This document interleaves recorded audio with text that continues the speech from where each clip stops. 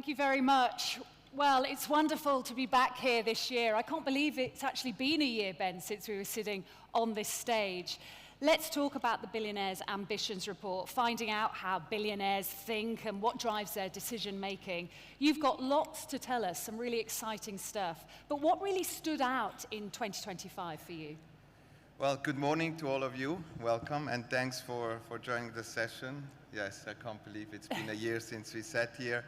I would say there are two sort of main drivers. One being innovation. So we see an acceleration of self-made billionaires. And the second one really being the acceleration of wealth transfer.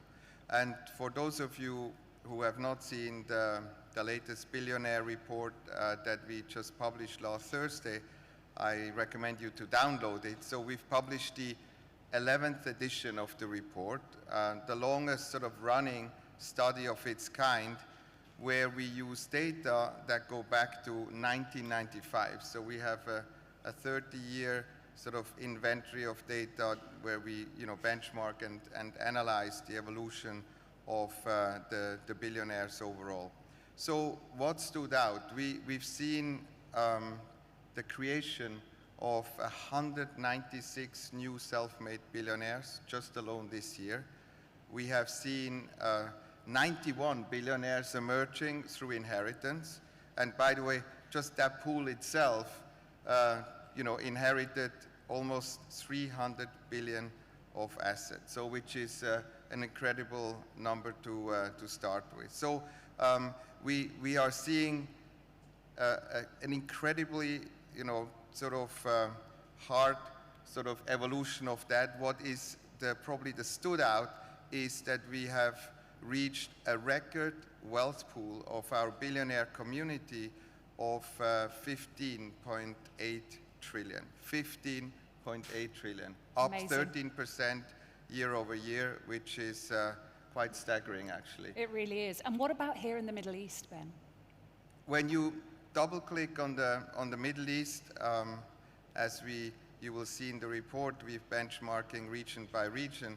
Actually, the good news for the Middle East, we haven't seen a single dropout to start with, and we've seen a creation of 20 new billionaires that have emerged from the Middle East itself.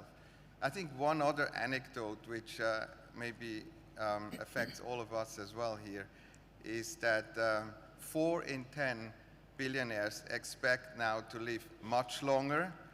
3 of 10 expect to live a little bit longer. So that in itself, I would say, creates an incredible opportunity for us as wealth manager as well when it comes to wealth planning, obviously, but also the whole portfolio construction and the asset allocation process.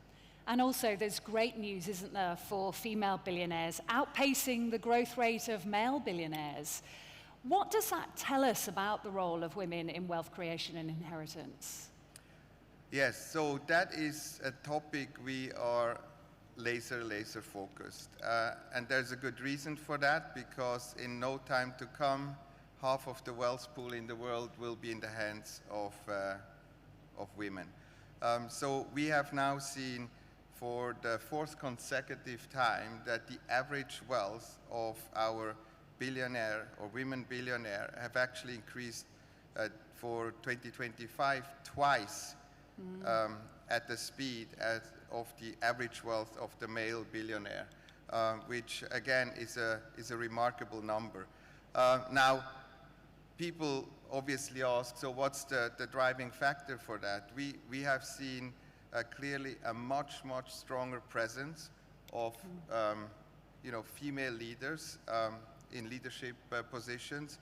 And the second one is we have seen more than ever, I would say, female entrepreneurs emerging over the last many years and decades. And watch out, because we have seen by now a number of those companies already reaching unicorn status.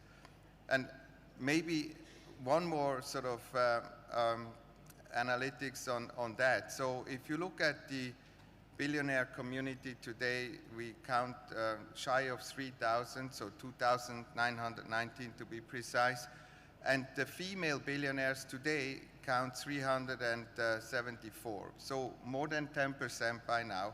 And again, just this year alone, we've seen 43 new female billionaires emerging. 26 of them are actually self-made, and the rest actually through inheritance. So really, really impressive. And I know UBS is doing a lot to support the female billionaires. Yes, we have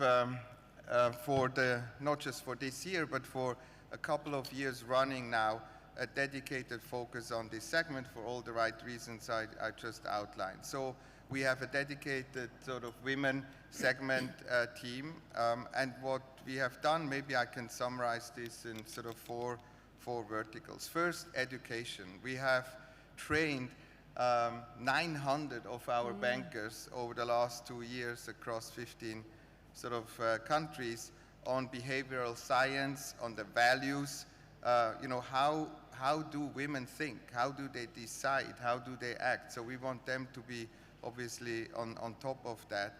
The second one is event platform. So we've done 100 events alone this year where we engage 6,000 women across a variety of topics. I would say largely thought leadership than lifestyle, to be honest.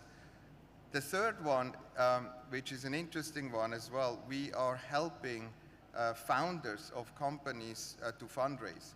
So we've done that successfully again this year, where we've engaged close to 200 entrepreneurs, female entrepreneurs, across 25 nations to actually help in some of the funding gaps that they are facing. And the last one is really wealth insight. So it's a topic that is ever changing, so we try to stay on top of it and learn as much as we can. And if we look at the younger generation, some really exciting findings, but also some challenges. Yes, so the younger, or the next wave of billionaires is emerging, as we have seen. Again, twofold: self-made, as I said earlier, or inheritance. And now if you look at the entire billionaires population, today already 27% of the billionaires are actually multi-generational, 27%, and they command a wealth pool of already 12%, and we expect that to increase obviously substantially. The other interesting aspects, and by the way, I keep talking about billionaires, but it just happens so that we published the report, but all what I'm talking about here is equally relevant for ultra-high net worth clients as well. But the other thing that we have observed is that almost half of the sort of multi-generational billionaires have actually moved already once, if not more, throughout their lifetime. And another 15% of them are expected to move their sort of home location in time to come. So this is a phenomena that drives obviously numerous challenges and opportunities as well. And maybe the last aspects of that is when we surveyed our billionaire community, today 8 out of 10 billionaires expect their children to actually pursue their own career path, to go on their own and prove themselves as well. And to me, being in this business for a while now, there is a gigantic shift of that. What 10, 20 years was almost self-understood, that the children, one or the other, will take over the reign from the patriarch. Today, most of our clients, and many of them, actually have come to realization that it's probably best that someone else might take the company forward, and there are a variety of ways to do so. But it's no longer the case where inevitably the children or family members will be the natural successor of businesses. And you talk about, Ben, billionaires on the move. What are the main reasons why they are moving more than ever before? I would sort of summarize them on maybe four counts. First, and by the way, this place here is a net beneficiary of that, of course. So first is rule of law. People want to live in a place where there is order and rule of law. Secondly, they like to be in a place where there is proper healthcare support as well. That's a phenomena that was really more and more driven post-COVID as well. The third one is education, particularly for families that have children. And the last one, an important one, obviously, are taxes. Of course, taxes. How is the great wealth transfer reshaping the global billionaire landscape, though? So when we looked at last year's report, and I compared this with the 2025 numbers, so we are expecting a 6.9 trillion wealth transfer to happen between now, 2025 and 2040. So 15 years only between now and then.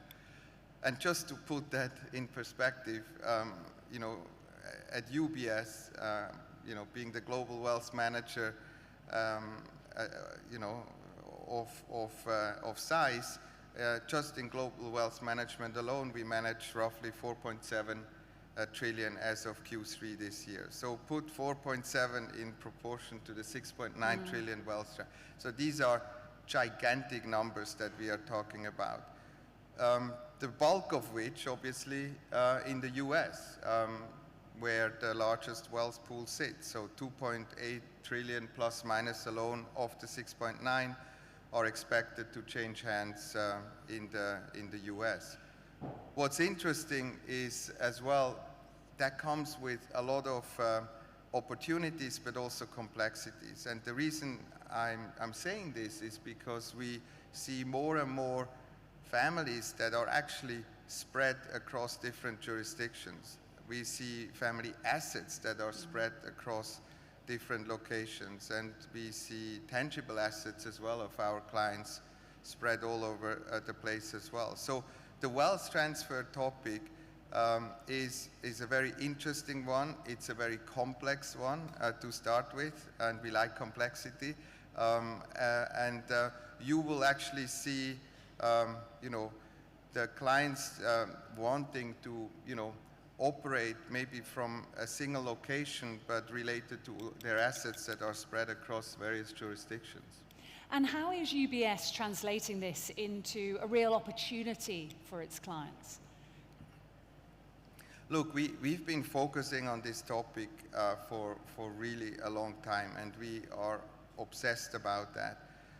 And the reason being is, and I maybe go back a step, if you look at the overall wealth pool in the world, we are talking about roughly 84 trillion of assets. Half of that, 50%, are actually business assets. The other half are bankable assets. So when we talk about wealth transfer, and some mistakenly keep talking about next generation all the time, actually very often it's next in line, and yes, there could be next generation as well. So the wealth pool consists of a very large portion of business assets.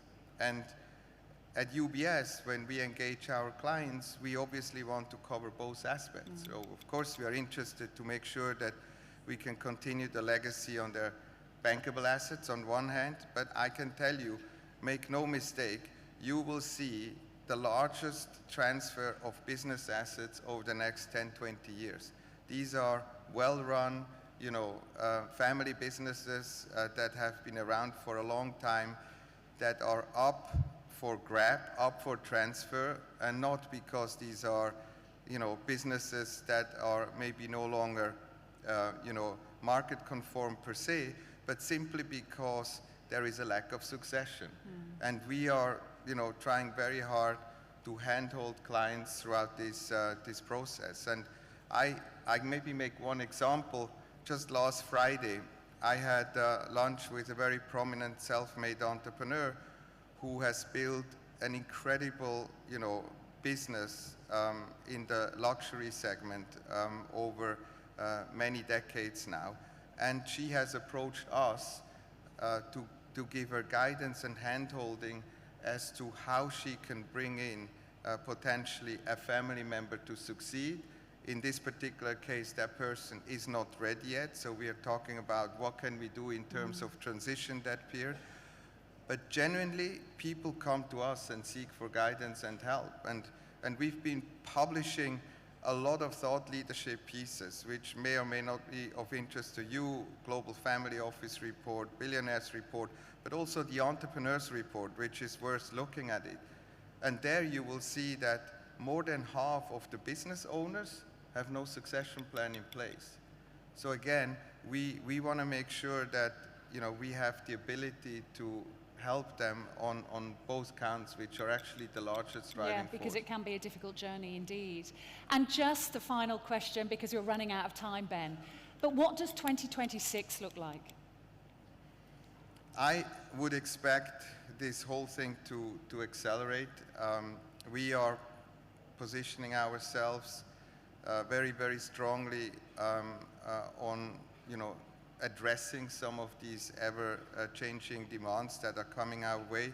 Multi-shoring, by the way, is a topic that I've been entrusted with as well. This is really about serving clients, out of one location, but potentially across multi-jurisdictions when it comes to their sort of booking center needs. So I would expect that to accelerate, particularly in a very fragile environment that we live, right? With the geopolitical uncertainties that are there, that are, a true concerns by our clients, as we have also surveyed that, aside from tariffs, geopolitical movements that are at play, and then obviously policy changes that come. So with that in full motion, I think we are probably seeing all what I just talked about to actually gain a lot more speed over the next couple of months and years to come.